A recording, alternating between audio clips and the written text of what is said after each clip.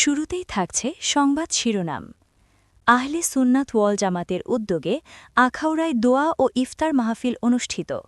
মোহাম্মদ ইসমাইল, আখাউড়া প্রতিনিধির পাঠানো তথ্যচিত্রে থাকছে বিস্তারিত। পবিত্র মাহে রমদানের উপলক্ষে আহলে সুন্নাত ওয়াল জামাত এর উদ্যোগে ব্রাহ্মণবাড়িয়া জেলার আখাউড়া উপজেলায় দোয়া ও ইফতার মাহফিল অনুষ্ঠিত হয়েছে।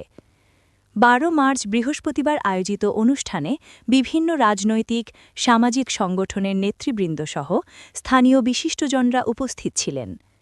আব্দুল কুদ্দুস চৌধুরীর সভাপতিত্বে স্বাগত বক্তব্য রাখেন হজরত মাওলানা আব্দুর রহিম, আখাউড়া পৌরসভা মেয়র পদপ্রার্থী মোহাম্মদ আখতার হোসেন, আব্দুল সাত্তার ভুইয়া বাবুল, মুফতি বোরহান উদ্দিন, কাউসার মালদার, কমিশনার পদপ্রার্থী শাহাবুদ্দিন, তাজবিহুল ইসলাম প্রমুখ। আলোচনা শেষে দেশের সর্বস্তরের মানুষের জন্য বিশেষ দোয়া অনুষ্ঠিত হয়।